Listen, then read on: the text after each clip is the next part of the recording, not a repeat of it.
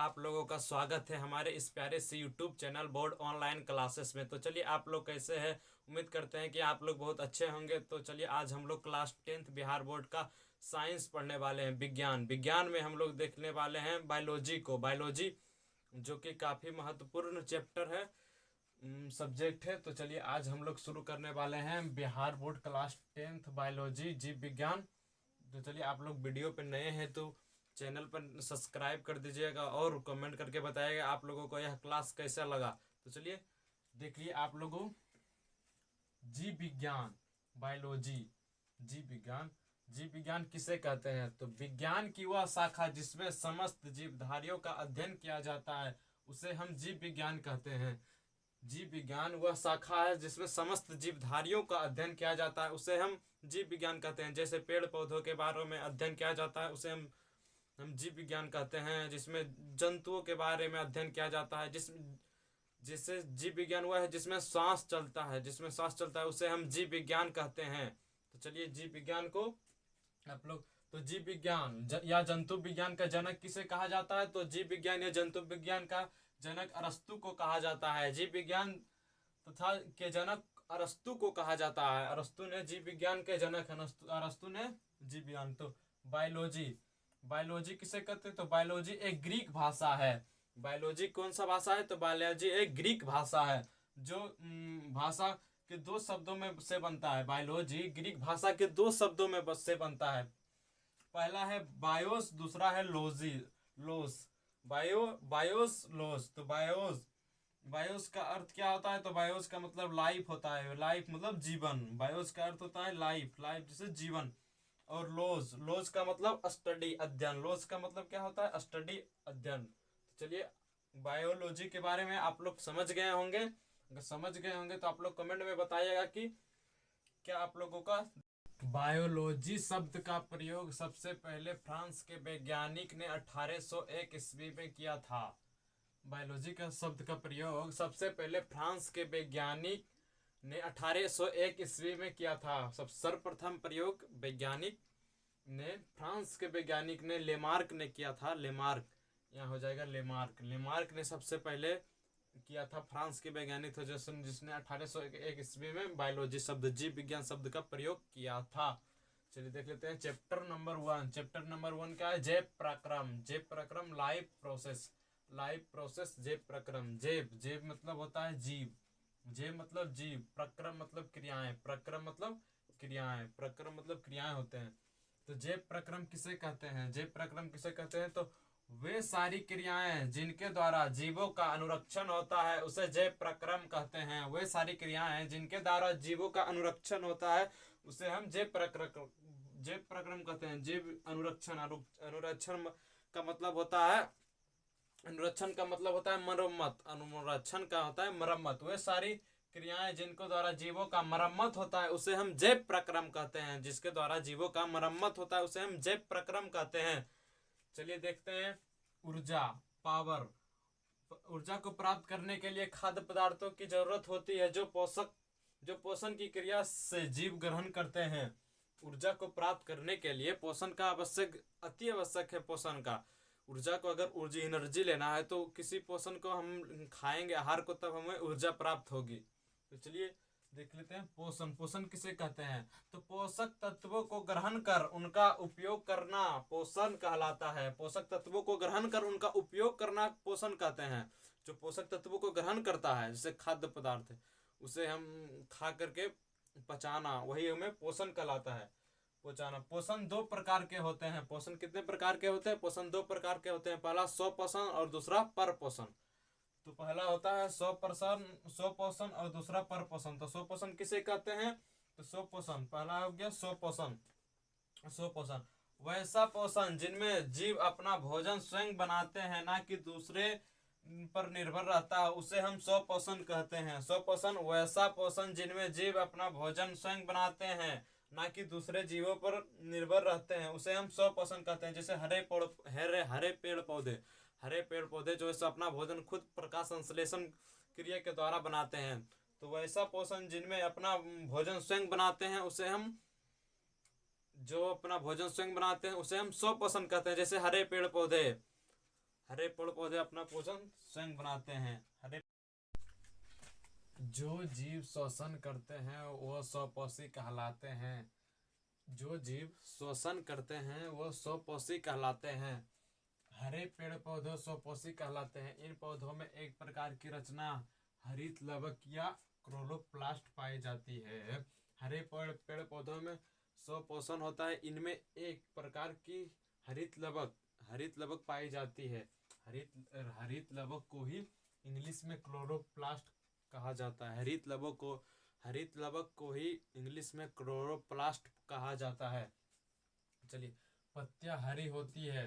पत्तियां हरी क्यों दिखाई पड़ती है हमें? तो क्लोरोफिल के कारण पत्तियां हरी दिखाई दे पड़ती है। क्लोरोफिल के कारण पत्तियां हरी दिखाई पड़ती है हम लोगों को।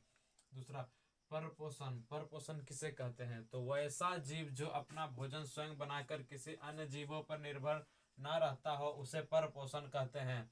परपोषण किसे कहते हैं? तो वैसा जीव जो अपना भोजन स्वयं ना बनाकर किसी अन्य जीव पर निर्भर रहते हैं उसे परपोषण कहते हैं। जैसे मनुष्य, जानवर, कीड़े मकोड़े इत्यादि उसे परपोषण। मनुष्य किसी दूसरे पर, हम लोग जब तक खेत में गेहूं या धान नहीं उपजाएंगे तब तक ले वो नहीं आएगा, तो हम दूसरे पे आश्रित है खुद। जैसे हो गया जानवर भी तो दूसरे पर, कुत्ता हो गया, कुत्ता भी दूसरे पर आश्रित रहता है कि गाय मरता है तो कुत्ता खाता है उसको, तो कुत्ता भी कैसा हो गया? तो कुत्ता भी परपोषण हो गया।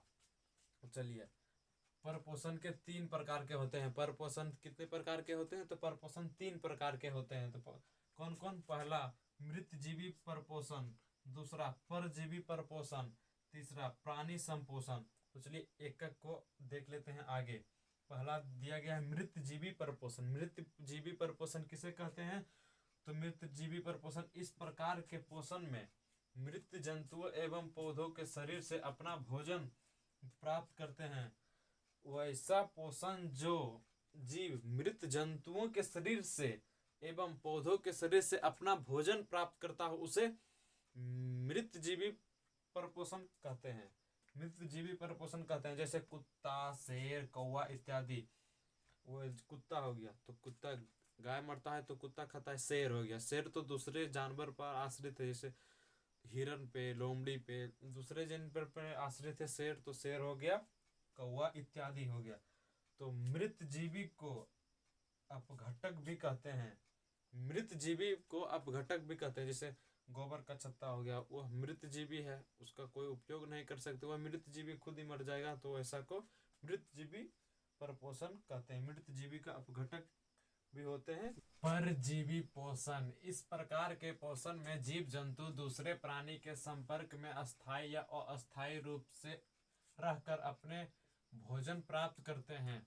इस प्रकार के पोषण में जब जीव दूसरे प्राणी के संपर्क में रहकर अस्थायी या अस्थायी रूप से अपना भोजन ग्रहण करते हैं, जैसे दूसरे के शरीर में रहकर अपना भोजन अस्थायी या अस्थायी रूप से ग्रहण करते हैं, जैसे दूसरे के शरीर में रहकर, जैसे माथा का ढिल्ला हो गया, ये हो गया दूसरे के शरीर में रहकर अपना भोजन प्राप्त करना। मच्छर हो गया, जैसे में मच्छर आपके शरीर में आकर अपना भोजन प्राप्त करता है, वह ये हो गया, उसी को हम लोग कहते हैं परजीवी परपोषण। जैसे कवक, जीवाणु, अमरबेल इत्यादि से। अमरबेल आम के पौधा में जो लटक कर अपना भोजन प्राप्त करते हैं उसे परजीवी परपोषण कहते हैं। परजीवी पोषण कार्बनिक पदार्थ को प्राप्त करते हैं। परजीवी परपोषण जो रहते हैं कार्बनिक पदार्थ को प्राप्त करते हैं। चलिए अगला 3 नंबर देख लेते हैं। प्राणी संपोषण। प्राणी संपोषण वैसा पोषण जिसमें प्राणी अपना भोजन ठोस या तरल के रूप में जंतुओं के भोजन ग्रहण करने की विधि द्वारा ग्रहण करता है, उसे प्राणी संपोषी पोषण कहते हैं। जिसे वह पोषण जिसमें प्राणी अपना भोजन ठोस या तरल रूप में जंतुओं के भोजन ग्रहण करने की विधि द्वारा भोजन ग्रहण करता है, उसे प्राणी संपोषण कहते हैं। जैसे मेढक, मनुष्य, गाय, बकरी इत्यादि, वो जैसे अपना भोजन ठोस या तरल के रूप में ग्रहण करते हैं, उससे हम प्राणी संपोषण कहते हैं। वैसा जंतु, वैसा वस्तु प्राणी संपोषण करने वाले जीव प्राणी संभोजी कहलाते हैं। प्राणी संपोषण करने वाले जीव प्राणी संभोजी कहलाते हैं। अमीबा तथा पैरामीशियम प्राणी सम ही पाया जाता है। अमीबा तथा पैरामीशियम प्राणी सम ही पाया जाता है। प्रकाश संश्लेषण, प्रकाश संश्लेषण के बारे में आप लोग जानते होंगे। प्रकाश संश्लेषण किसे कहते हैं? सूर्य की उपस्थिति में पौधों द्वारा भोजन बनाने की क्रिया को प्रकाश संश्लेषण कहते हैं। पौधों सूर्य की उपस्थिति में पौधों द्वारा भोजन बनाने की प्रक्रिया को प्रकाश संश्लेषण कहते हैं। प्रकाश संश्लेषण, प्रकाश का मतलब हुआ लाइट, प्रकाश। संश्लेषण का मतलब हुआ ग्रहण करना। संश्लेषण का मतलब क्या हुआ? ग्रहण करना। जो प्रकाश सूर्य के प्रकाश में ग्रहण करता है उसे प्रकाश संश्लेषण कहता है। जैसे हरे पेड़ पौधों में प्रकाश संश्लेषण करने की क्षमता होती है। हरे पेड़ पौधों में प्रकाश संश्लेषण करने की क्षमता होती है। कुछ ऐसे पौधे जो प्रकाश संश्लेषण की क्रिया नहीं कर पाते हैं वे मृत जीवी या परजीवी जीवी कहलाते हैं। वो ऐसे पौधे जो प्रकाश संश्लेषण की क्रिया नहीं कर पाते वो मृत जीवी या परजीवी पोषण कहलाते हैं। जैसे गोबर का छत्ता, मृत जीवी, अमरबेल का पौधा, ये सब नहीं कर पाते प्रकाश संश्लेषण की क्रिया। चलिए, प्रकाश संश्लेषण की क्रिया के लिए आवश्यक पदार्थों को कौन कौन है उसको लिखें। तो सूर्य के प्रकाश, सर्वप्रथम प्रकाश संश्लेषण करने की क्रिया में सूर्य का प्रकाश अति आवश्यक है। दूसरा पर्णहरित या क्लोरोफिल, तीसरा कार्बन डाइऑक्साइड, चौथा H2O जल एवं खनिज लवण, जल एवं खनिज लवण। तो प्रकाश संश्लेषण क्या है? प्रकाश संश्लेषण क्या है? तो जिस विधि द्वारा पौधे अपना भोजन बनाते हैं तो उस प्रक्रिया को प्रकाश संश्लेषण कहते हैं। इस प्रक्रिया में पौधे सूर्य के प्रकाश में उपस्थित रहकर क्लोरोफिल या कार्बन डाइऑक्साइड और H2O जल की सहायता से अपना भोजन तैयार करते हैं। वैसा विधि जो अपना भोजन प्राप्त बनाते हैं उस प्रक्रिया को प्रकाश संश्लेषण कहते हैं। जिस विधि द्वारा पौधा अपना भोजन बनाते हैं, अब जिस प्रक्रिया द्वारा पौधा अपना भोजन बनाते हैं उस प्रक्रिया को प्रकाश संश्लेषण कहा जाता है। इस प्रक्रिया में सूर्य के प्रकाश की उपस्थिति में क्लोरोफिल या कार्बन डाइऑक्साइड और H2O जल की सहायता से अपना भोजन तैयार करते हैं। जो पेड़ पौधा होते हैं वह सूर्य की प्रकाश की स्थिति में कार्बन डाइऑक्साइड तथा जल की सहायता से लेकर अपना भोजन तैयार करते हैं। चलिए, तैयार करते हैं।